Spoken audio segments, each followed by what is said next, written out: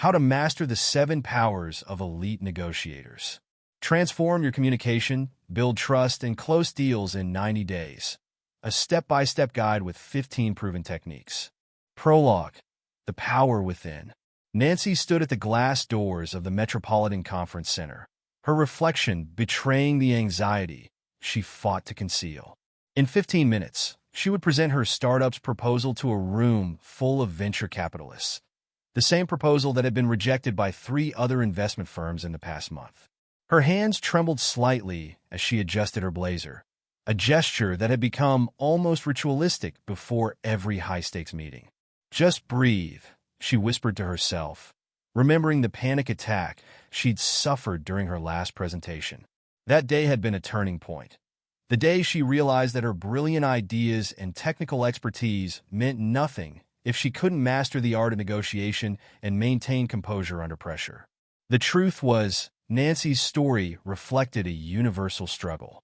In boardrooms and living rooms across the globe, countless individuals grapple with the same challenges.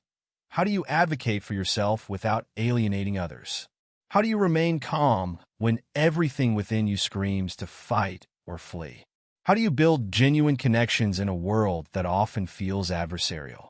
These questions had led me on a decade-long journey, studying successful negotiators, pressure management experts, and empathy researchers across 5 continents. What I discovered was both surprising and inspiring. The most effective negotiators weren't the loudest voices in the room or the most aggressive personalities. Instead, they were individuals who had mastered 3 fundamental skills: the ability to negotiate with grace, manage pressure with poise, and build authentic connections through empathy. This book is your guide to mastering these 3 essential skills.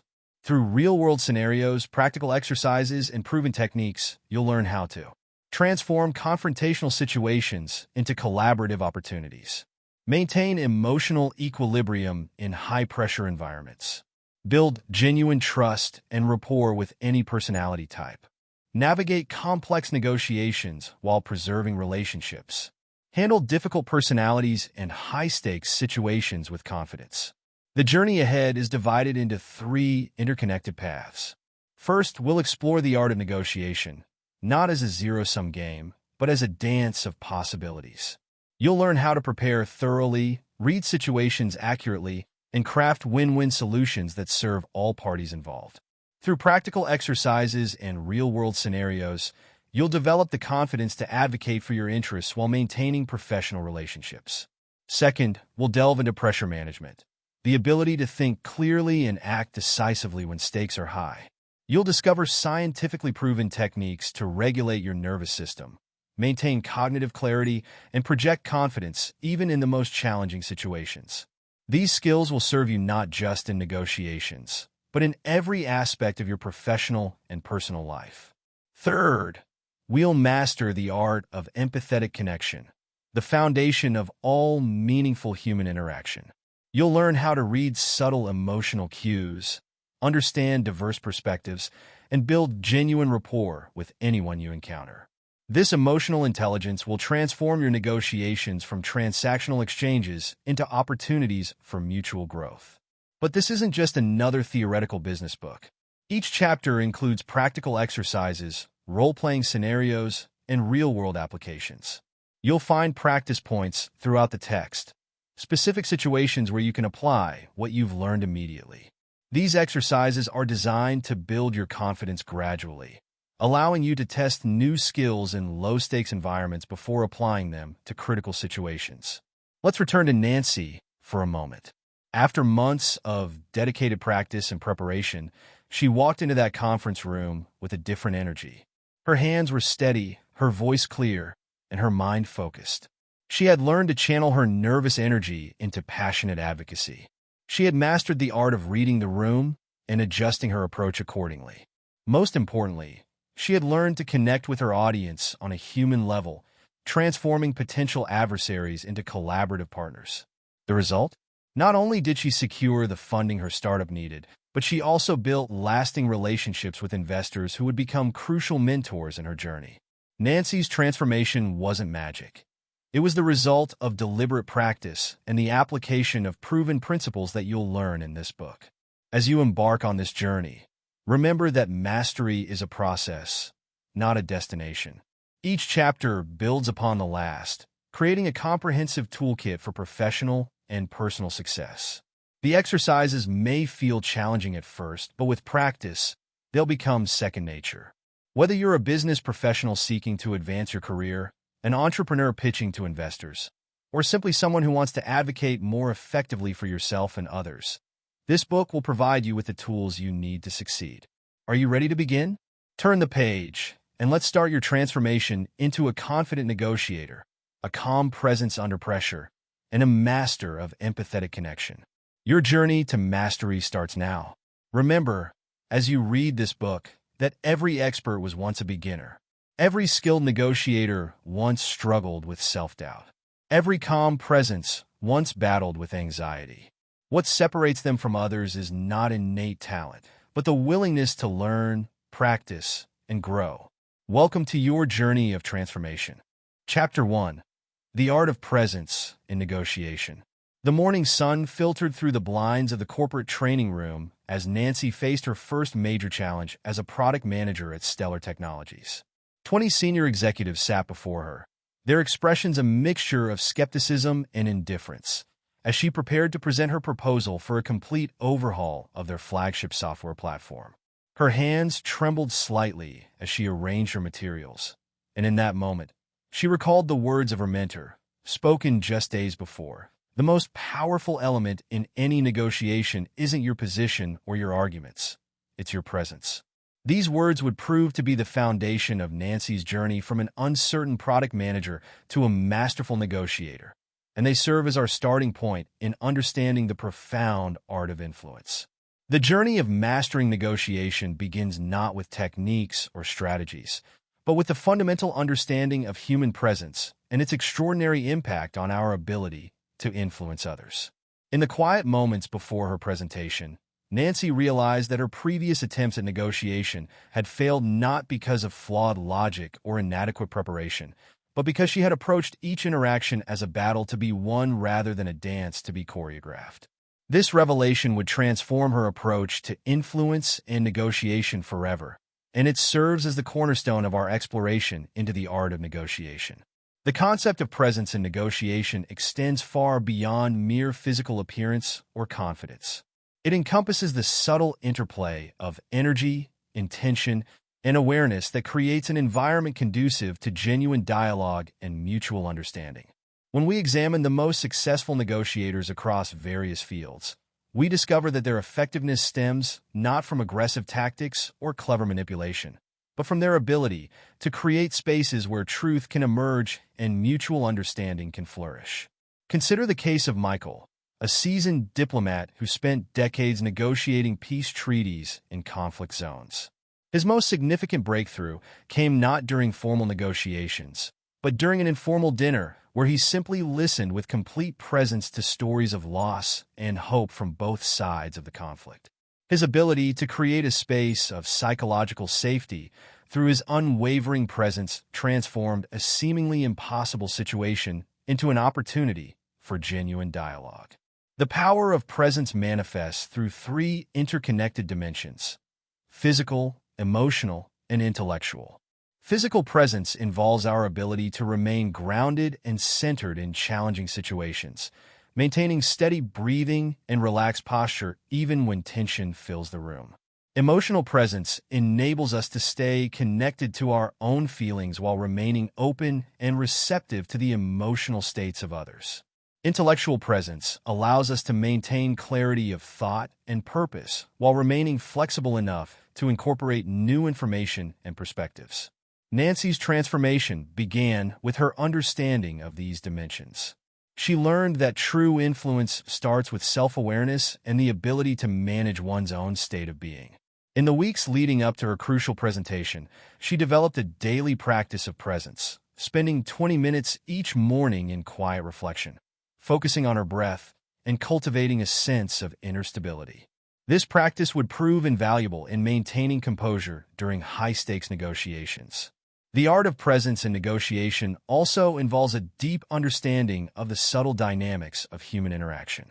Research in neuroscience has shown that our brains are constantly picking up microscopic cues from others, informing our sense of trust and safety. When we maintain genuine presence, we activate neural networks in others that promote openness and collaboration rather than defensiveness and resistance. During her presentation to the executive team, Nancy demonstrated this understanding by maintaining steady eye contact, speaking with measured pace, and allowing moments of silence for reflection. She noticed how the energy in the room shifted as she remained fully present with each question and concern, never rushing to defend her position, but instead creating space for genuine dialogue. The practice of presence requires us to move beyond the traditional view of negotiation as a zero-sum game. Instead, we must learn to see it as a collaborative exploration of possibilities. This shift in perspective allows us to approach negotiations with curiosity rather than defensiveness, with openness rather than rigid determination. To develop this capacity for presence, we must first understand its three foundational elements: awareness, acceptance, and intention. Awareness involves our ability to observe both ourselves and others without judgment, noticing subtle shifts in energy and engagement. Acceptance allows us to work with reality as it presents itself, rather than fighting against current conditions. Intention helps us maintain focus on our desired outcomes while remaining flexible about the path to achieve them. Nancy's success in securing approval for her software redesign came not from overwhelming her audience with data and arguments, but from her ability to maintain presence throughout the challenging conversation. She demonstrated this through her thoughtful responses to concerns, her genuine acknowledgement of valid criticisms, and her ability to stay focused on the shared goal of company success. As we conclude this chapter, it's essential to understand that developing presence in negotiation is not a quick fix, but a lifelong journey of growth and refinement. The following exercise will help you begin this journey. The mirror exercise. Spend 5 minutes each day standing before a mirror, maintaining eye contact with yourself while breathing slowly and deeply. Notice any discomfort or tension that arises. Practice maintaining a state of calm presence, even when challenging thoughts or emotions surface. This simple, yet powerful exercise helps develop the capacity for presence under pressure. Sarah, a senior executive who participated in this exercise, described its impact. After 2 weeks of the mirror exercise, I noticed a significant change in my ability to maintain composure during difficult negotiations. It wasn't just about feeling more confident. It was about developing a genuine sense of presence that others could feel and respond to. As we move forward in our exploration of negotiation mastery, remember that presence serves as the foundation upon which all other skills are built. In the next chapter, we will examine how this foundation of presence enables us to navigate high-pressure situations while maintaining clarity and purpose. The journey to mastering negotiation begins with mastering ourselves, and presence is the key that unlocks this potential. As Nancy discovered, when we learn to maintain genuine presence in our interactions, we create possibilities that no technique or strategy alone could achieve. The art of presence transforms negotiation from a contest of wills into a dance of possibility, where mutual understanding and creative solutions can emerge naturally from the space we create through our conscious awareness and intentional engagement. Through consistent practice and dedication to developing presence, you too can discover the profound impact it has on your ability to influence and negotiate effectively in any situation. The journey begins with a single breath, a moment of conscious awareness, and the courage to remain present even in the face of challenge and uncertainty. Chapter 2.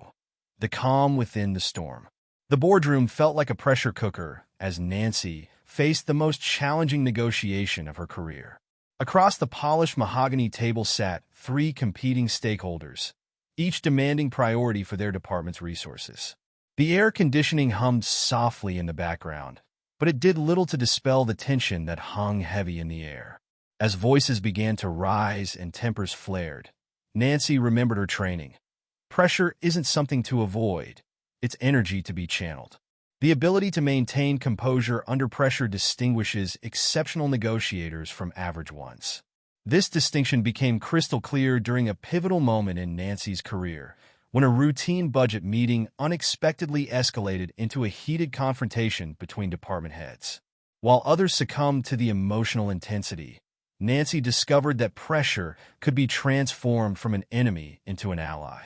Understanding pressure begins with recognizing its physiological impact on our body and mind. When we encounter high-stakes situations, our sympathetic nervous system triggers the release of stress hormones. Cortisol and adrenaline flood our system. Heart rate increases, and blood flow diverts from our prefrontal cortex to our limbic system. This biological response, designed to protect us from physical threats, can significantly impair our ability to think clearly and respond strategically in modern negotiation scenarios. Nancy learned this lesson through experience during a particularly challenging merger negotiation. As tensions escalated and millions of dollars hung in the balance, she noticed her thoughts becoming clouded and her responses becoming reactive rather than strategic. This realization led her to develop what we now call the pressure conversion protocol, a systematic approach to transforming pressure into performance. The first element of this protocol involves understanding that pressure is neutral energy, neither positive nor negative in itself. Just as an automotive engine converts pressure into forward motion, skilled negotiators learn to harness pressure as a source of focus and clarity. This transformation begins with conscious breathing, not as a mere relaxation technique, but as a tool for energy management. During high-pressure negotiations, Nancy developed the habit of taking what she called micro-moments, brief, almost imperceptible pauses where she would take a single, conscious breath. These moments served as reset points, allowing her to maintain clarity and presence even as tensions mounted. The key was not to eliminate pressure, but to redirect it into enhanced awareness and strategic thinking.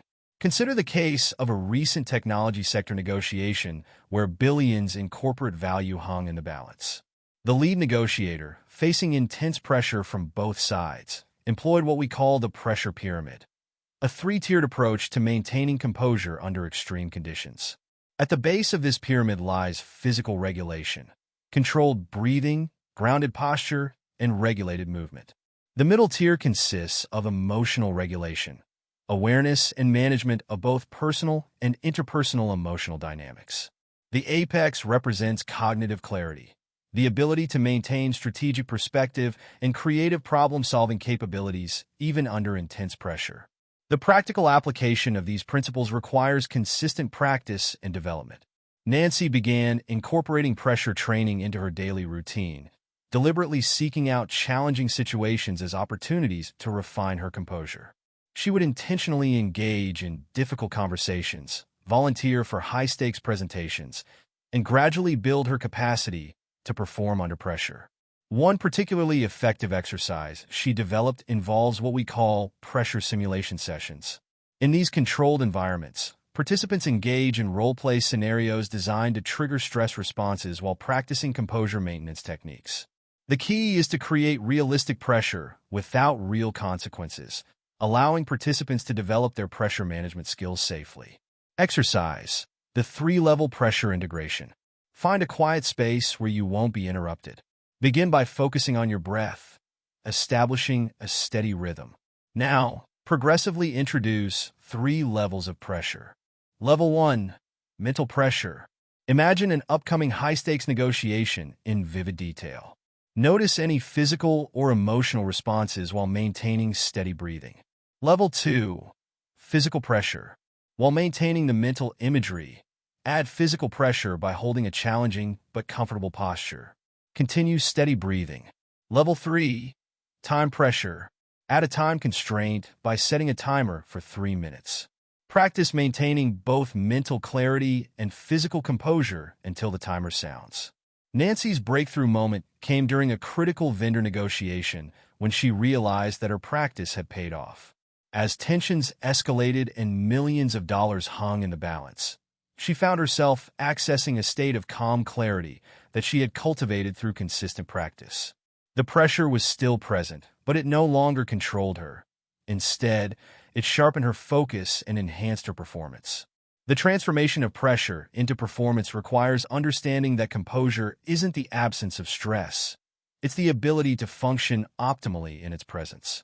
This understanding led Nancy to develop what she called her pressure portfolio, a collection of responses and strategies tailored to different types of pressure situations. For emotional pressure, she learned to create psychological distance through perspective-taking exercises. When faced with time pressure, she employed structured prioritization techniques. Under social pressure, she maintained focus through grounding practices.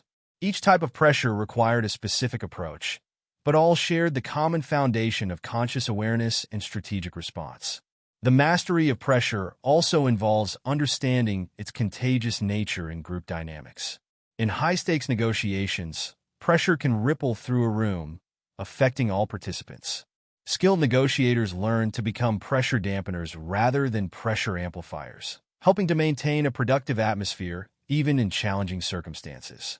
Nancy discovered that her ability to maintain composure had a calming effect on others, creating what we call the composure cascade, a positive feedback loop where one person's calm presence helps others maintain their composure, gradually reducing tension in the entire group.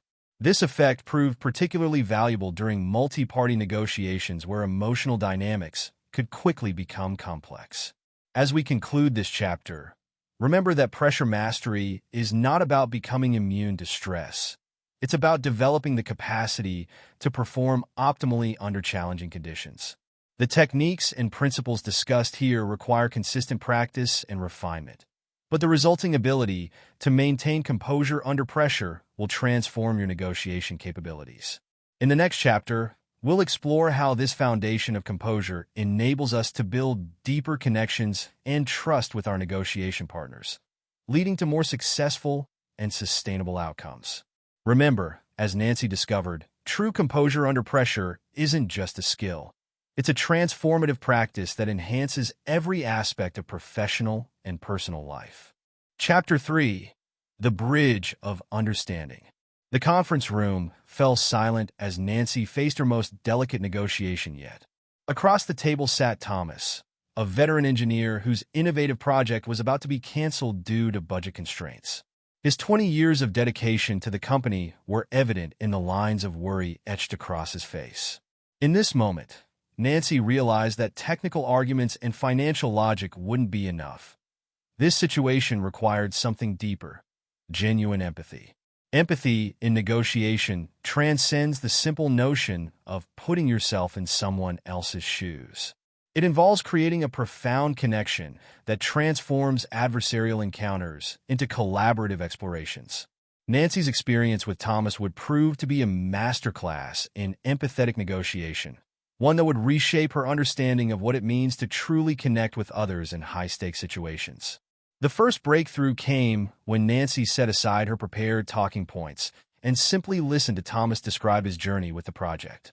She noticed how his voice softened when speaking about the young engineers he had mentored, how his eyes lit up when describing technical breakthroughs, and how his shoulders tensed when touching upon the project's uncertain future. These subtle cues revealed the emotional landscape beneath the surface of the negotiation. The science of empathetic connection reveals that our brains are wired for social resonance. When we genuinely attune to others' emotional states, our mirror neurons activate, creating a neural synchrony that facilitates deeper understanding and trust. This biological foundation of empathy explains why authentic emotional connection can transform seemingly intractable conflicts into opportunities for mutual growth. Nancy's approach to building empathetic connection involved 3 distinct phases: attunement, acknowledgement, and alliance. During the attunement phase, she focused entirely on understanding Thomas's perspective, not just his words but the emotional weight behind them. She noticed how he spoke of the project as if it were his child, understanding that this wasn't merely about budget numbers. It was about legacy and purpose. The acknowledgement phase required courage, the willingness to openly recognize and validate Thomas's emotional experience without immediately trying to solve or fix it. "I hear how much this project means to you," she said, "and I can see the incredible impact it's had on both the technology and the people you've mentored. This simple acknowledgement created a shift in the room's energy, as Thomas felt truly seen and understood. The alliance phase emerged naturally from this foundation of understanding. Rather than presenting the budget constraints as an immovable obstacle, Nancy invited Thomas into a collaborative exploration. How might we preserve the most valuable aspects of your work while adapting to our current reality? This question transformed their interaction from a confrontation into a partnership. The practical application of empathy in negotiation requires development of specific skills. Consider the case of Sarah, a procurement manager who faced a critical supplier negotiation during a global supply chain crisis. Instead of immediately pressing for better terms, she spent time understanding the supplier's challenges, acknowledged their struggles, and worked to find creative solutions that addressed both parties' needs. This empathetic approach not only saved the business relationship, but led to innovations in their supply chain process. Exercise. Deep listening practice. Engage in a challenging conversation with a colleague or friend following these steps. Focus entirely on understanding their perspective for 5 full minutes without planning your response. Note the emotional undertones in their voice and body language. Reflect back what you've heard, emphasizing the emotional content. Only then begin exploring solutions together. Nancy's application of these principles with Thomas led to an unexpected outcome. Instead of simply canceling the project, they discovered ways to integrate its most innovative aspects into other initiatives, preserving both the technical advances and the mentorship program that had been its hidden strength. This solution emerged not from compromise, but from the deeper understanding that empathetic connection made possible. The power of empathy in negotiation extends beyond individual interactions to shape entire organizational cultures. When leaders consistently demonstrate empathetic understanding, it creates a ripple effect that transforms how conflicts are addressed throughout the organization. Nancy observed this transformation as her approach began influencing how her team handled challenging situations. As we move forward in our exploration of negotiation mastery, remember that empathy isn't a technique to be deployed. It's a capacity to be developed. Through consistent practice and genuine commitment to understanding others, we can transform our negotiations from exercises in power dynamics to opportunities for mutual growth and understanding. The next chapter will explore how to maintain this empathetic connection while advocating for our own interests, finding the delicate balance between understanding others and standing firm in our convictions. Remember, as Nancy discovered with Thomas, the most powerful negotiations often begin not with arguments, but with the simple act of genuine understanding. Chapter 4. The Language of Influence. The early morning light cast long shadows across Nancy's office as she prepared for a pivotal contract renegotiation. After 3 months of deadlock with their largest client, today's meeting would determine whether their partnership would continue. As she reviewed her notes, she reflected on how her approach to communication had evolved. Gone were the days of reactive responses and defensive posturing. In their place was a refined understanding of strategic communication. The art of strategic communication in negotiation extends far beyond mere word choice. It encompasses timing, tone, nonverbal cues, and perhaps most importantly, the ability to create shared meaning. Nancy learned this lesson through experience when an apparently straightforward contract discussion nearly derailed due to subtle differences in how each party interpreted key terms. The incident prompted her to develop what she called the clarity protocol, a systematic approach to ensuring mutual understanding in high-stakes communications. The protocol began with the recognition that words carry different weights and implications for different people, shaped by their experiences, cultural backgrounds, and professional contexts. During a particularly challenging negotiation with a technology partner, Nancy employed this protocol to transform what had become a contentious debate into a productive dialogue. Instead of arguing about specific terms, she first established a shared vocabulary, ensuring that both parties understood key concepts in the same way. This simple step prevented countless potential misunderstandings and created a foundation for meaningful progress. The science of strategic communication reveals that our brains process information through multiple channels simultaneously. Research has shown that the impact of a message depends not just on its content, but on the subtle interplay of verbal and nonverbal elements.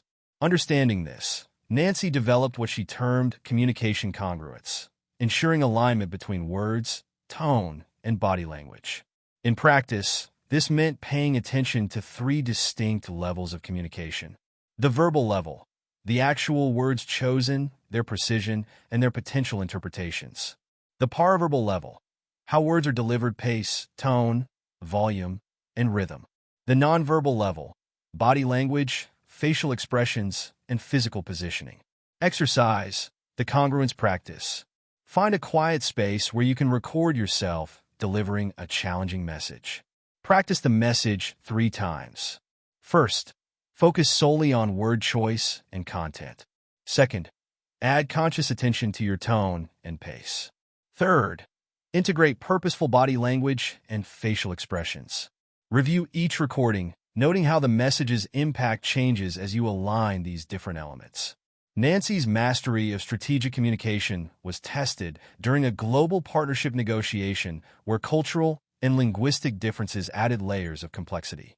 She discovered that effective communication in such contexts required more than just clear language. It demanded cultural intelligence and adaptability. The breakthrough came when she implemented what we now call the resonance framework, a structured approach to ensuring messages not only reach their intended audience, but resonate with their worldview and values. This framework involves 3 key elements. Context awareness, understanding the cultural, professional, and personal background that shapes how messages are received. Message architecture, structuring communication to build from shared understanding to new insights. Feedback integration, creating mechanisms to verify understanding and adjust approach based on responses. During a critical moment in the partnership negotiation, Nancy noticed subtle signs of disconnect in her counterpart's responses. Instead of pressing forward with her prepared points, she paused to verify understanding, discovering a crucial misalignment in how each party envisioned the partnership's scope. This awareness allowed her to restructure her communication, leading to a breakthrough in the negotiations. The effectiveness of strategic communication also depends heavily on timing. Nancy learned to recognize what she called receptivity windows, moments when others are most open to new ideas or perspectives. These windows often appear during transitions in conversation or after shared acknowledgement of challenges. Exercise, receptivity mapping. Over the course of a week, observe and note. When do people seem most open to new ideas? What environmental factors influence receptivity? How do emotional states affect openness to communication? What conversational transitions create natural openings? Use these observations to time your important communications more effectively. The mastery of strategic communication also involves understanding the power of silence. Nancy discovered that well-placed pauses could be more impactful than the most eloquent arguments.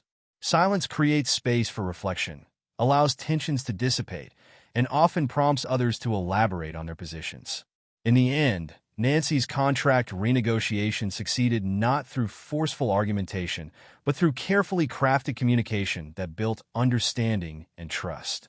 She had learned that the most effective negotiators aren't those who speak the most convincingly, but those who communicate most strategically. As we move forward, remember that strategic communication is not about manipulation or control. It's about creating the conditions for genuine understanding and mutual benefit.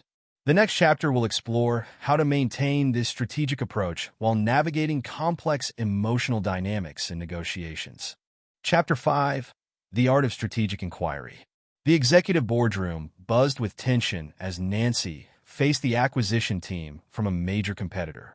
Their initial offer was well below market value. But rather than immediately countering, Nancy asked a simple question that would reshape the entire negotiation. What future do you envision for our combined companies? This question, carefully crafted and perfectly timed, shifted the conversation from a battle over numbers to an exploration of possibilities. Strategic questioning in negotiation transcends basic information gathering. It serves as a powerful tool for shifting perspectives, revealing hidden opportunities, and building deeper understanding.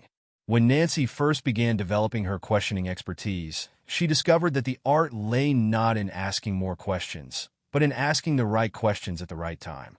The transformative power of questions became evident during a critical negotiation with a software vendor whose service issues had nearly crippled their operations. Instead of launching into demands for compensation, Nancy opened with, "Help me understand the challenges your team has been facing." This question created a space for honest dialogue that ultimately led to a complete restructuring of their partnership, benefiting both organizations. Questions operate on multiple levels simultaneously. On the surface, they gather information, but at a deeper level, they shape thought patterns and emotional responses. Research in cognitive psychology has shown that questions literally rewire our neural pathways, creating new connections and perspectives. This understanding led Nancy to develop what she called the question cascade, a systematic approach to using questions to transform negotiations. The question cascade begins with broad, perspective-opening questions that create psychological safety and encourage exploration. These questions often start with what or how and invite descriptive responses rather than defensive reactions. As trust builds, the questions become more focused, probing specific areas of opportunity or concern. During a particularly challenging salary negotiation, Nancy demonstrated the power of this approach. Instead of immediately discussing numbers, she began with, "What would make this role deeply fulfilling for you?" This question revealed that her counterpart valued professional development opportunities more than immediate financial gains, leading to a creative solution that satisfied both parties. Exercise the question journal. Over the next week, maintain a journal of questions you encounter and ask. For each significant question, note the context in which it was asked, the immediate response it generated, the longer-term impact on the conversation, how the question could have been more effective. The most powerful questions often emerge from genuine curiosity, coupled with strategic intent. When Nancy faced resistance from department heads during a major organizational change, she developed what we now call bridge questions, questions that connect current challenges to future possibilities. How might this change enable the innovations you've been wanting to implement? Open new avenues for collaboration. The mastery of strategic questioning also involves understanding the impact of sequence. Nancy discovered that the order of questions could significantly influence their effectiveness. She developed the question matrix, a framework for planning question sequences that build understanding and trust while moving towards specific objectives. Exercise the question sequence workshop. Choose a challenging negotiation scenario and plan 3 different question sequences. A sequence focused on understanding underlying interests. A sequence designed to explore creative solutions. A sequence aimed at building commitment to action. Practice delivering these sequences with a colleague, noting how different orders impact the flow of conversation. The power of questions extends beyond their immediate impact. Well-crafted questions continue to influence thinking long after they're asked. Nancy noticed that certain questions would resurface in follow-up conversations, having sparked ongoing reflection and consideration. As we conclude this chapter, remember that mastery of strategic questioning is not about having a perfect list of questions, but about developing the ability to craft questions that serve multiple purposes simultaneously, gathering information, building understanding, shifting perspectives, and creating possibilities. In the next chapter, we'll explore how to combine strategic questioning with other communication tools to navigate complex emotional dynamics in high-stakes negotiations. Remember, as Nancy discovered, the right question at the right moment can transform not just a negotiation, but the entire relationship between parties. Chapter 6: The Heart of the Deal. In a dimly lit conference room at midnight, Nancy faced her greatest negotiation challenge yet. A merger worth billions was on the verge of collapse, not because of financials or logistics, but due to escalating emotions between key stakeholders. The CFO of the acquiring company had just stormed out after a heated exchange, and the tension in the room was palpable. This moment would test everything Nancy had learned about emotional intelligence in high-stakes negotiations. Emotional intelligence in negotiation isn't about suppressing emotions. It's about understanding and channeling them productively. Nancy learned this lesson early in her career when a seemingly straightforward contract negotiation derailed because she failed to recognize the underlying emotional dynamics at play. The technical director she was negotiating with wasn't just defending a budget. He was protecting his team's sense of value and purpose. The science of emotional intelligence reveals that emotions in negotiation serve as powerful information carriers. Research shows that up to 93% of emotional communication occurs through nonverbal cues, subtle shifts in posture, minute changes in facial expression, variations in vocal tone. Nancy developed what she called emotional radar, the ability to read and respond to these subtle signals in real time. During the midnight merger negotiation, Nancy noticed how the CFO's hands tensed whenever discussion turned to staff retention, a tell that revealed deeper concerns about organizational culture and team preservation. This observation led her to adjust her approach, addressing the human elements of the merger before returning to financial details. Exercise, the emotion mapping process.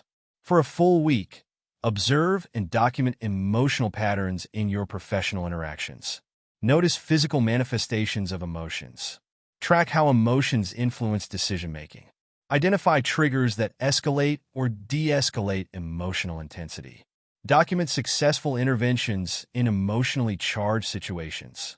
Nancy's breakthrough came when she realized that emotional intelligence in negotiation operates on 3 distinct levels: personal, interpersonal, and systemic. Personal emotional intelligence involves understanding and managing our own emotional states. Interpersonal emotional intelligence focuses on reading and responding to others' emotions. Systemic emotional intelligence addresses the emotional dynamics of groups and organizations. The midnight merger negotiation demonstrated all 3 levels in action. Nancy had to manage her own frustration and anxiety, personal, respond to the CFO's emotional outburst, interpersonal, and address the collective anxiety of both organizations' leadership teams, systemic. The key to navigating emotional dynamics lies in what Nancy termed emotional architecture, creating environments and processes that support positive emotional engagement while providing safe channels for addressing negative emotions. This involves physical setup, seating arrangements, room temperature, lighting, temporal design, timing of breaks, pace of discussion, and conversational structure, order of topics, allocation of speaking time. Case study: the failed merger that wasn't. A technology company merger was nearly derailed when the founding CEO's emotional attachment to certain products clouded rational decision-making. Nancy's intervention focused on honoring the emotional significance of these products while exploring ways to preserve their legacy within the new organization. This emotional validation created space for productive discussion of necessary changes. Exercise, emotional intelligence in action. Choose a challenging negotiation scenario and map the emotional landscape. Identify key stakeholders' emotional investments. Design an emotional architecture. Plan physical, temporal, and conversational elements. Prepare emotional contingencies.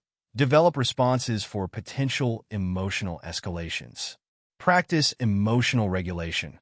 Rehearse maintaining composure in heated moments. The mastery of emotional intelligence in negotiation also involves understanding emotional contagion, how emotions spread through groups. Nancy observed how a single person's anxiety could ripple through a negotiating team, affecting decision-making at all levels.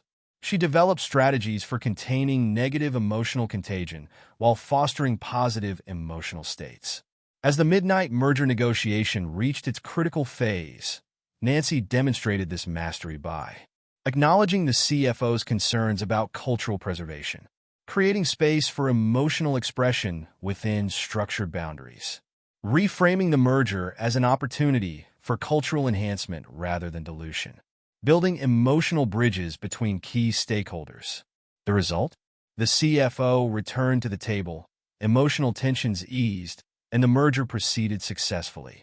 But more importantly, the emotional intelligence demonstrated during the negotiation laid the groundwork for successful post-merger integration. As we move forward, remember that emotional intelligence in negotiation isn't about manipulating emotions. It's about creating the emotional conditions for genuine collaboration and sustainable agreements. The next chapter will explore how to maintain emotional intelligence while navigating complex power dynamics and negotiations. Chapter 7: Dancing with Power. A hushed silence fell over the executive floor as Nancy stepped out of the CEO's office. She had just achieved what many considered impossible, convincing the notoriously stubborn executive to reverse a major strategic decision. Her success came not from matching his forceful style, but from understanding the subtle choreography of power dynamics in negotiation. Power in negotiation rarely flows in the straight lines depicted in organizational charts. Nancy discovered this truth early when, as a junior manager, she successfully negotiated with senior executives by understanding what she called the power matrix, the complex web of relationships, influence, and authority that shapes organizational decisions. During a critical negotiation with a dominant market player, Nancy encountered a classic power imbalance. Her company needed their technology, but they seemed to hold all the leverage. Rather than accepting this apparent disadvantage, Nancy delved deeper into understanding the nature of power itself. She discovered that traditional power, based on position, resources, or authority, was just one dimension of a much richer landscape. The breakthrough came when she identified what she termed alternative power sources. Information power, the ability to access and interpret crucial data. Relationship power, networks and connections that provide support and influence. Expertise power, specialized knowledge that others value. Process power, the ability to influence how decisions are made. Time power, the capacity to control or influence timing and deadlines. A pivotal moment in Nancy's career came during negotiations for a company-wide technology upgrade. While she lacked formal authority over the decision, her deep understanding of both technical requirements and user needs created what she called knowledge leverage, influence based on expertise rather than position. Exercise, power mapping. For 1 month, observe power dynamics in your organization. Track decisions and identify who influences them. Note which types of power are most effective in different situations. Document how power flows through informal networks. Analyze how successful negotiators navigate power structures. Nancy's mastery of power dynamics emerged from understanding that power is not a fixed quantity, but a fluid force that responds to context and relationship. During a particularly challenging negotiation with an industry giant, she demonstrated this understanding by focusing on what she called power creation, generating new sources of influence through creative problem-solving. The science of power dynamics reveals that perception often matters more than reality. Research shows that people respond not to actual power, but to perceived power. This insight led Nancy to develop the authority framework, a systematic approach to building and projecting legitimate influence without relying on formal authority. Case study: the invisible power shift. During a high-stakes vendor negotiation, Nancy noticed that the apparent decision-maker was regularly glancing at a junior team member before responding to proposals. This observation led her to adjust her strategy, ensuring her messages reached the true source of influence. The negotiation succeeded because she understood that power often resides where it's least obvious. The mastery of power dynamics also involves understanding what Nancy called power cycles, how influence ebbs and flows throughout the negotiation process. She observed that power often shifts at key moments, when new information emerges, during crisis points, when deadlines approach, when alternatives appear or disappear. Exercise power shifting practice. Choose a challenging negotiation scenario and identify all sources of power available to each party. Map how power might shift during different phases. Plan strategies for maintaining influence during power transitions. Practice responses to sudden power shifts. The midnight merger negotiation tested Nancy's understanding of power dynamics in extreme conditions. While her counterpart held significant formal authority, she built influence through deep preparation that demonstrated expertise, building relationships with key stakeholders, understanding and addressing underlying concerns, controlling the negotiation process and timing. The success in this negotiation came not from overpowering her counterpart, but from transforming the power dynamic itself. She created what she called a power partnership, where influence became collaborative rather than competitive. As we conclude this chapter, remember that mastering power dynamics isn't about domination. It's about understanding and directing the flow of influence toward mutually beneficial outcomes. The next chapter will explore how to combine this understanding with strategic timing to maximize negotiation effectiveness. Chapter 8. Mastering the Pause. Time seemed to freeze as Nancy sat in silence across from the investment committee.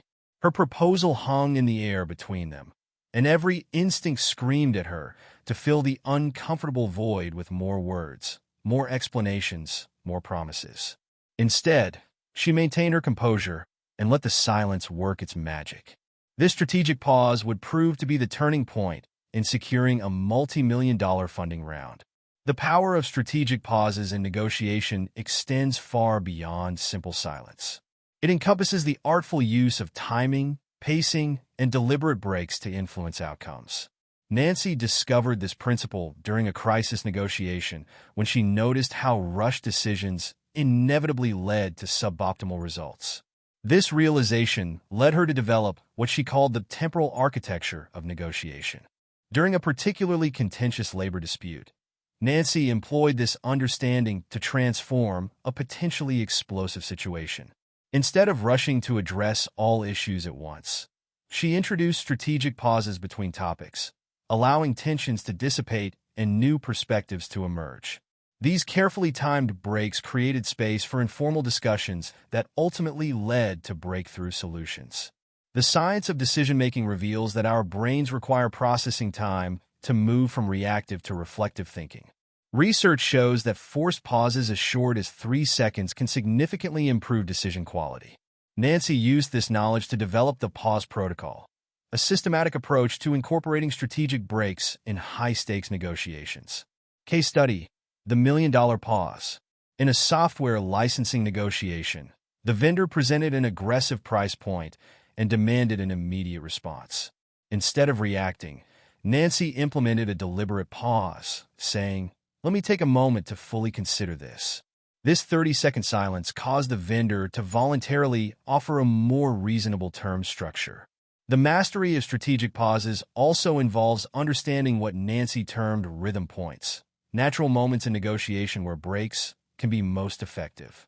After presenting significant information, before major decisions, during emotional escalation, when new alternatives emerge, at transition points between topics. Exercise the pause practice.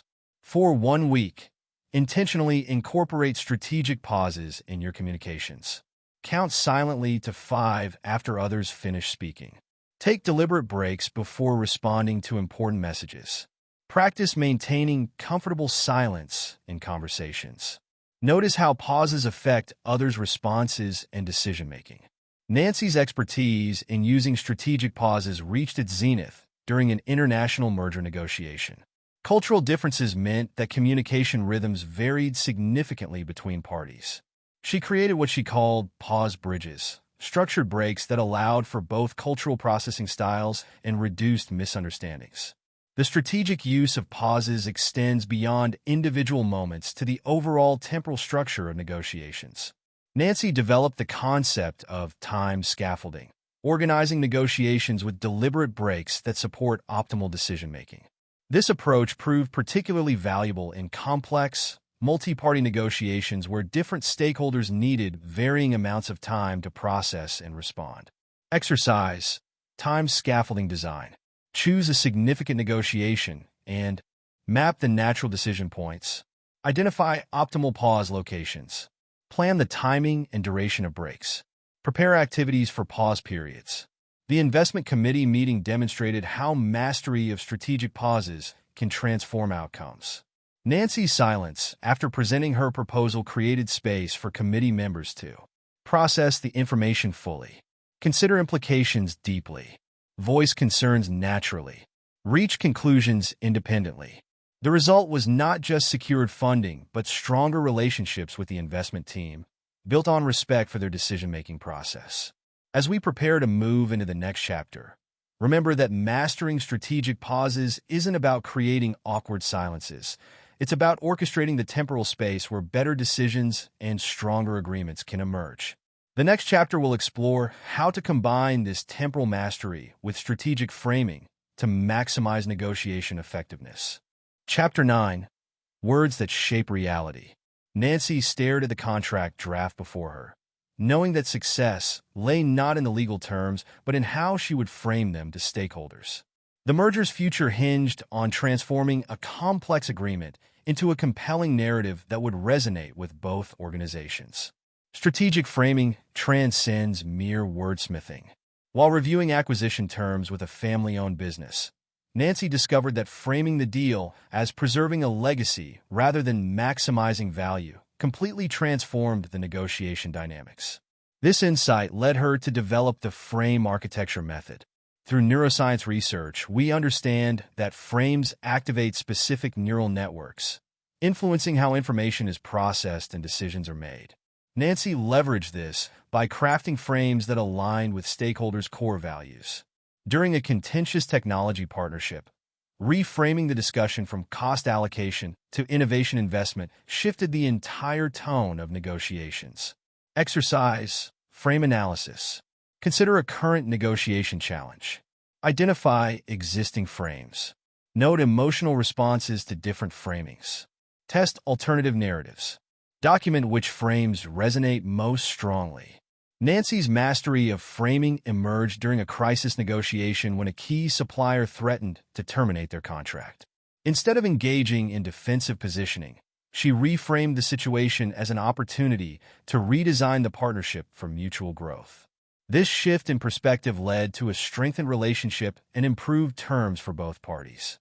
The resonance method Nancy developed involves three key elements: value alignment, connecting frames to stakeholder values; future vision, creating compelling narratives about shared success; action framework, translating frames into concrete steps forward. During the height of a market downturn, Nancy faced declining margins across all contracts. Rather than accepting standard price renegotiations, she reframed discussions around partnership resilience, leading to innovative cost-sharing solutions that preserved relationships and profitability. Exercise, frame construction workshop. Select a challenging negotiation. Map stakeholder values and priorities. Craft frames that connect to these values. Develop supporting narratives. Practice frame delivery and adaptation. The science of frame resonance reveals that successful frames must align with existing mental models while creating space for new perspectives. Nancy's approach to reframing involved what she called bridge frames, transitional narratives that connected current reality to desired outcomes. Case study: the culture clash. When merging two companies with opposing cultures, Nancy faced deep resistance. By reframing the merger as cultural evolution rather than integration, she created space for both organizations to maintain their core identities while embracing positive change. The result was smoother transition and stronger post-merger performance. The mastery of strategic framing also involves understanding frame life cycles, how certain frames gain or lose effectiveness over time. Nancy developed the Frame Refresh Protocol for maintaining frame effectiveness throughout long negotiations. Monitor frame resonance. Identify diminishing returns. Develop refreshed narratives. Transition smoothly between frames. Exercise frame maintenance. Track frame effectiveness over time. Document initial impact. Note when frames begin losing power. Identify triggers for frame fatigue. Prepare alternative frames. As we conclude this chapter, remember that strategic framing isn't about manipulation, but about creating shared understanding and vision. The next chapter will explore how to combine framing with tactical choices to build sustainable agreements. Chapter 10. Beyond the Handshake. Nancy watched as the signatures dried on the landmark agreement. She knew from experience that the real work was about to begin. While others celebrated, she was already planning the implementation phase, the true test of any negotiated agreement. Sustainable agreements extend beyond favorable terms to create lasting value for all parties. During a critical vendor partnership, Nancy discovered that even the most advantageous contract could fail without proper implementation infrastructure. This led her to develop the sustainability framework. The framework addresses three key dimensions: structural sustainability, clear governance and decision-making processes; relational sustainability, ongoing trust and communication mechanisms; value sustainability, built-in adaptability to changing conditions. Case study: the alliance that almost failed. A promising strategic alliance began to unravel 3 months after signing. Investigation revealed that while the agreement's terms were sound, no one had established clear communication protocols or escalation procedures. Nancy's intervention focused on building these essential sustainability structures. The science of sustainable agreements reveals that success depends heavily on the first 90 days post-signing.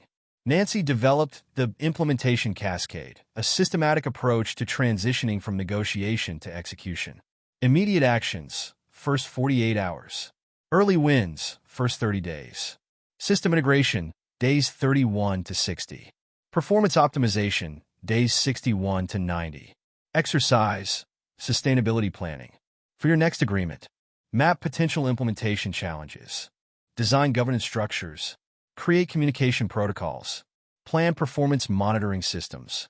Nancy's expertise in building sustainable agreements was tested during a complex international joint venture. She introduced sustainability anchors, key elements that stabilize agreements during turbulent times; regular review mechanisms, flexible adjustment protocols, clear dispute resolution procedures, shared success metrics. The mastery of sustainable agreements also involves understanding what Nancy termed agreement evolution, how deals need to adapt over time while maintaining their core integrity. She developed protocols for regular health checks, proactive adjustments, relationship maintenance, value enhancement, exercise, evolution mapping, document how your agreements change, track adaptation triggers, monitor relationship dynamics, measure value creation, assess sustainability factors. Remember, a sustainable agreement isn't just about getting good terms. It's about creating lasting value through proper implementation and evolution. Chapter 11. The Symphony of Interests. Nancy surveyed the conference room filled with representatives from 5 different organizations, each with their own agendas, timelines, and demands. The consortium agreement for a revolutionary clean energy project hung in the balance. Success would require orchestrating multiple interests into a harmonious whole. Multi-party negotiations operate like complex symphonies, where each participant plays a distinct part in creating the final outcome. Nancy discovered this during a challenging supply chain restructuring that involved manufacturers, logistics providers, and technology partners. The experience led her to develop the consortium architecture framework. The framework addresses interest mapping, understanding each party's core needs; alliance building, creating stable coalitions; process management, orchestrating multiple discussion threads; decision protocols, establishing clear agreement mechanisms. Case study: the Energy Consortium. During the clean energy project negotiations, Nancy faced competing interests from technology providers concerned about IP rights, government entities focused on environmental impact, investors demanding quick returns, local communities seeking economic benefits, environmental groups advocating for stricter standards. Her solution involved creating nested negotiation structures: primary level, core agreement framework; shared vision and objectives; resource commitment principles; decision-making protocols; value distribution model; secondary level, bilateral agreements; technical specifications; financial arrangements; implementation timelines; risk allocation; tertiary level, operational protocols; day-to-day management; performance monitoring; issue resolution; communication channels; exercise, multi-party negotiation simulation; scenario, smart city development project participants; city government; technology company; real estate developer; community organization; environmental group. Sample response by project led Nancy. Phase 1. Interest mapping.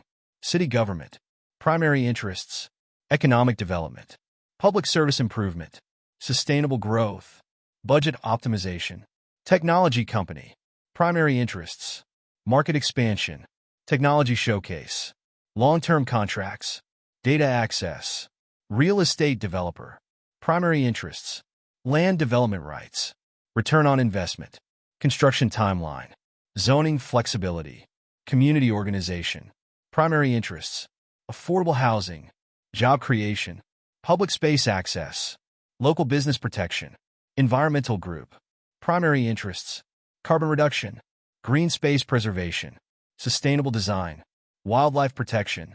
Phase 2, Alliance Building Strategy, Natural Alignments. 1. City plus Community, Public Benefit Focus. 2. Tech plus Developer, Infrastructure Innovation. 3. Community plus Environmental, Quality of Life. Bridge Building. 1. Tech Solutions for Environmental Monitoring. 2. Green Building Standards for Development. 3. Job Training for Green Technology. 4. Smart Grid for Energy Efficiency. Phase 3, Negotiation Structure. Main Table, Weekly Steering Committee, all parties present. Core Agreement Focus, Decision Ratification. Working Groups. 1. Technical Implementation, Tech Company Lead, City IT Department, Developers Architects. 2. Community Impact, Community Org Lead, Environmental Experts, City Planners. 3. Economic Framework, Developer Lead, City Finance, Tech Company Business Team. The result was a comprehensive agreement that created a sustainable development framework, protected community interests, ensured environmental standards, generated economic returns, established clear governance. The key to success was maintaining what Nancy called dynamic balance, ensuring that movement toward any one party's interest was matched by progress toward others' goals. Chapter 12. When Time is Critical. Nancy's phone rang at 2 a.m. A ransomware attack had locked their primary manufacturing systems. The hackers demanded payment within 4 hours, or data would be destroyed. This crisis would test her mastery of rapid response negotiation. Crisis negotiations differ from standard negotiations in 3 key aspects: compressed time frames, heightened emotions, limited information. During the ransomware crisis, Nancy implemented her rapid framework. R. Recognize the true crisis elements. A. Assess available options. P. Prioritize immediate actions. I. Implement response strategy. D. Document and learn. Exercise. Crisis response simulation. Scenario. Product safety crisis. A major defect is discovered in your company's best-selling product. Media coverage begins in 3 hours. Sample response by Crisis Manager Nancy. Time: midnight to 0:15. Initial assessment. Product defect scope identified. Current risk level evaluated. Stakeholder map created. Response team assembled. Time: 0:15 to 0:45. Strategy development. Public statement drafted. Legal review completed. Customer support protocol established. Supply chain notification prepared. Time: 0:45 to 1:30. Implementation. Media statement released. Customer hotline activated. Recall process initiated. Supplier communication sent. Time: 1:30 to 2:15. Stakeholder management. Board briefing conducted. Employee communication distributed. Regulatory bodies notified. Partner updates shared. Time: 2:15 to 3 o'clock. Crisis monitoring. Media response tracked. Customer feedback analyzed. Financial impact assessed. Recovery plan adjusted. Results: brand trust maintained. Legal exposure minimized. Customer loyalty strengthened. Crisis contained within 24 hours. The success of crisis negotiations often depends on pre-crisis preparation. Nancy developed crisis playbooks for various scenarios, enabling rapid response when time was critical. Key crisis negotiation principles: maintain emotional equilibrium, focus on critical facts, create time when possible, build temporary alliances, document decisions. Through the ransomware crisis, Nancy successfully extended the deadline, verified data integrity, negotiated reduced demands, secured system recovery, strengthened security. The experience reinforced that crisis negotiation success depends on preparation, presence, and precise execution. Chapter 13. Bridging Cultural Divides. Nancy sat in her Tokyo hotel room, preparing for tomorrow's merger negotiation with a Japanese technology firm. Success would require more than business acumen. It demanded deep cultural intelligence. Through a series of international negotiations, Nancy developed the Cultural Bridge Protocol. Exercise: Cultural Intelligence Assessment. Scenario: European-Asian Joint Venture Negotiation. Sample response by Global Negotiator Nancy. Cultural mapping: European side. Communication style: direct. Decision-making: individual-focused. Time orientation: linear. Risk approach: moderate. Authority view: flexible hierarchy. Asian side. Communication style: indirect. Decision-making: consensus-based. Time orientation: circular. Risk approach: conservative. Authority view: strict hierarchy. Bridge strategy. Phase 1. Relationship building. Initial informal meetings. Personal background sharing. Common ground identification. Trust establishment activities. Phase 2. Business discussion. Hybrid communication approach. Dual-track decision process. Flexible timeline management. Face-saving mechanisms. Regular consensus checks. Results: initial position. 40% success probability. 6-month estimated timeline. Limited trust between parties. Final outcome: agreement reached in 4 months.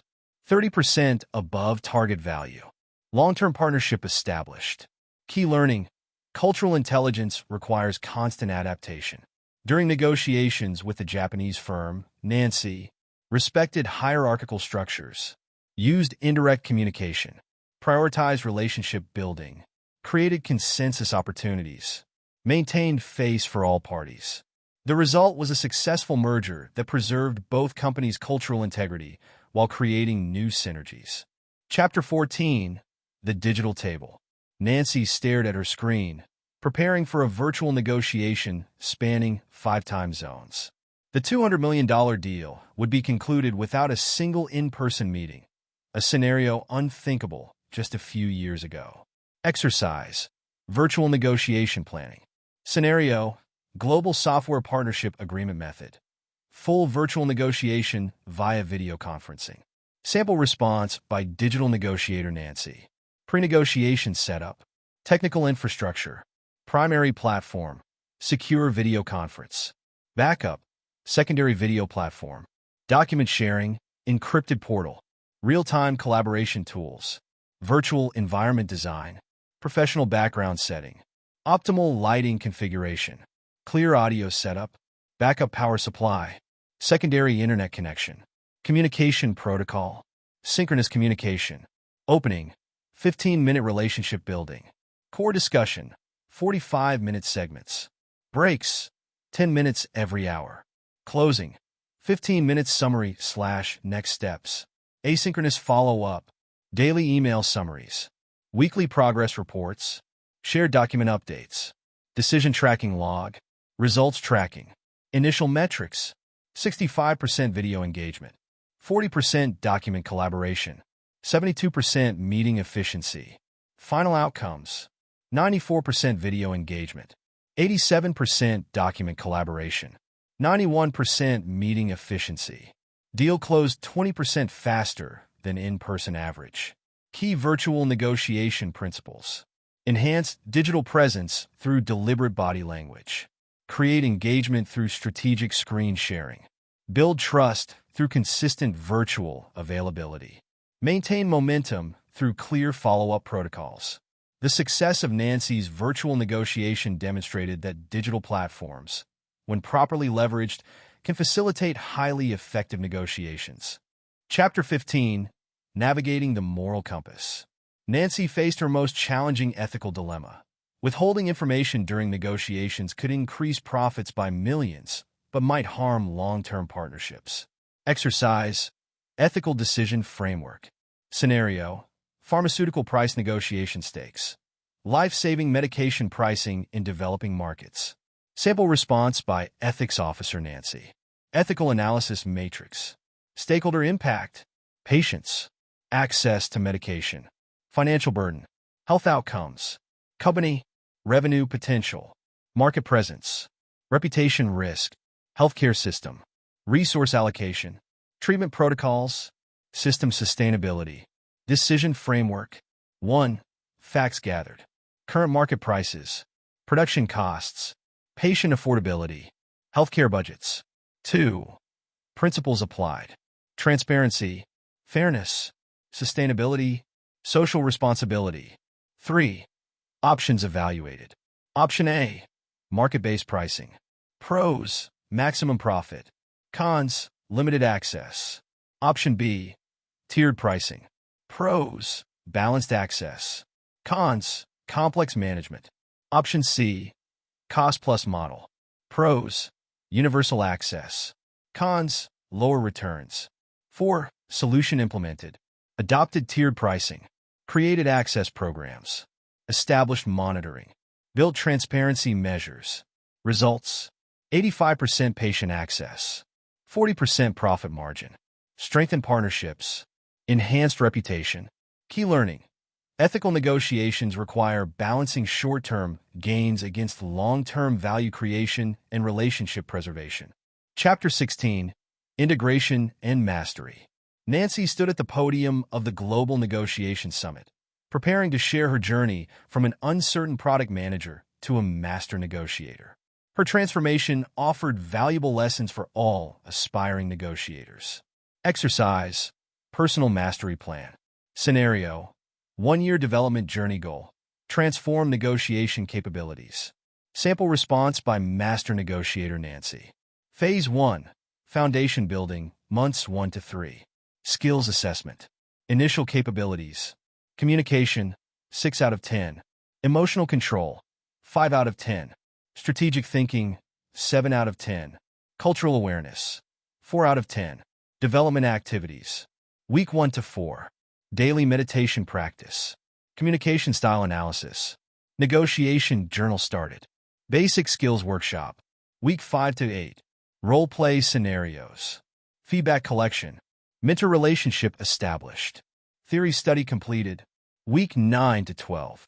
Small negotiations practice. Technique refinement. Pattern recognition. Style adaptation. Phase 2. Skill enhancement months 4 to 6. Focus areas. 1. Pressure management. Breathing techniques. Stress response training. Recovery protocols. 2. Strategic communication. Active listening practice. Question framework. Nonverbal awareness. 3. Relationship building. Trust development. Alliance formation. Conflict resolution. Phase 3. Advanced practice. Months 7 to 9. Applications. Complex scenario simulations. Multi-party negotiations. Crisis response drills. Cultural exchange programs. Phase 4. Mastery integration. Months 10 to 12. Mastery indicators. Before. Success rate, 60%. Deal satisfaction, 65%. Relationship quality, 70%. After. Success rate, 89%. Deal satisfaction, 92%. Relationship quality, 94%. Key transformations. Emotional regulation mastered. Strategic depth developed. Cultural fluency achieved. Ethical framework strengthened. Epilogue. The continuing journey. The grand ballroom of the Global Negotiations Summit fell silent as Nancy concluded her keynote address. As applause filled the room, she found herself reflecting on the incredible journey that had brought her to this moment. From her first tentative steps as a product manager to her current role as a sought-after negotiation expert, the path had been filled with challenges, breakthroughs, and continuous learning. Standing at the podium, Nancy recalled the nervous young professional she had once been, clutching presentation notes with trembling hands before her first major negotiation. That version of herself could never have imagined addressing a room full of global leaders, sharing insights gained from years of experience in high-stakes negotiations.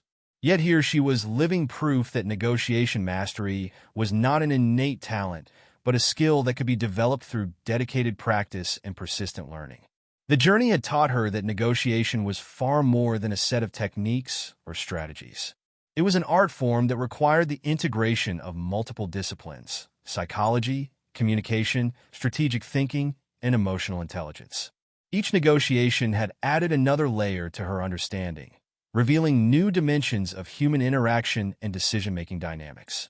She remembered the pivotal moment during a crisis negotiation when she first truly understood the power of presence.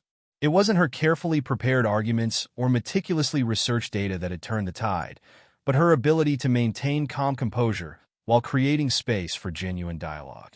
That experience had fundamentally shifted her approach to negotiation, teaching her that authentic connection often matters more than tactical advantage. The evolution of her negotiation practice had paralleled the changing landscape of global business. Technology had transformed how deals were made, introducing virtual platforms and digital tools that created new challenges and opportunities. Yet the fundamental principles remain constant: the importance of building trust, understanding human nature, and creating sustainable value for all parties involved. Through years of practice, Nancy had discovered that the most successful negotiations often looked nothing like the aggressive bargaining portrayed in popular media. Instead, they resembled careful orchestrations where multiple interests were woven together to create solutions that benefited all parties. The skill lay not in dominating discussions, but in facilitating conversations that revealed hidden opportunities for collaboration.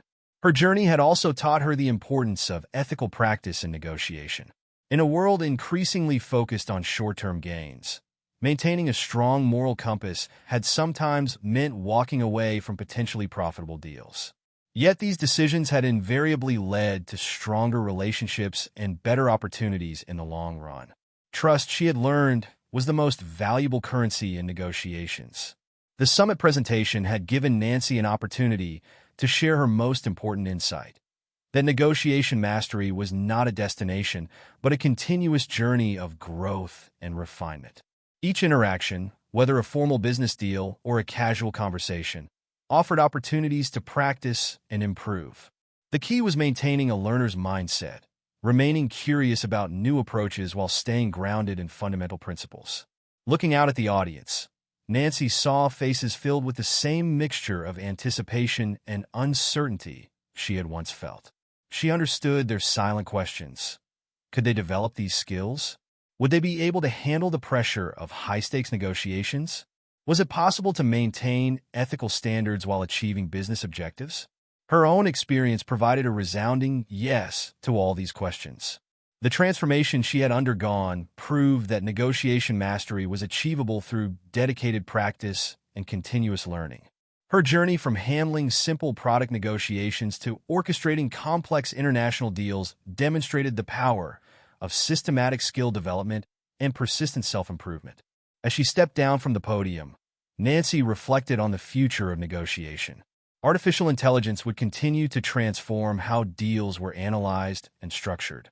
Virtual reality platforms would create new ways to connect and collaborate across distances. Global dynamics would keep evolving, presenting new challenges and opportunities. Yet the core principles would remain constant: understanding human nature, building trust, and creating sustainable value. The questions that followed her presentation revealed a universal truth. Everyone faces negotiations that seem daunting, deals that appear impossible, and situations that test their limits. The key is remembering that each challenging negotiation is not just a test, but an opportunity for growth. Every difficult conversation contains lessons that can strengthen our skills and deepen our understanding. As the summit drew to a close, Nancy shared a final thought with the assembled negotiators. Success in negotiation isn't measured solely by the deals we close or the terms we secure. It's measured by the relationships we build, the trust we establish, and the value we create for all parties involved. True mastery lies not in winning every negotiation, but in approaching each one as an opportunity to learn, grow, and create lasting positive impact. For those beginning their journey toward negotiation mastery, Nancy offered encouragement drawn from her own experience. The path might seem daunting, but each step forward builds confidence and capability. Every challenging negotiation overcome adds to our repertoire of skills and understanding. The key is maintaining focus on continuous improvement while staying true to our values and principles. As she gathered her materials and prepared to leave the summit, Nancy felt a deep sense of gratitude for the journey that had brought her here. Each difficulty she had faced, each obstacle she had overcome, had contributed to her growth as a negotiator and as a person. The path ahead would undoubtedly bring new challenges, but she faced them with confidence, knowing that every negotiation offered another opportunity to learn, grow, and create value. The journey of mastery in negotiation continues for each of us, one conversation at a time. As you close this book and return to your own negotiations, remember that your next interaction is not just a transaction. It's an opportunity to apply these principles and continue your own journey toward mastery. The path may be challenging, but the rewards of becoming a skilled negotiator, stronger relationships, better outcomes, and personal growth make it worthwhile.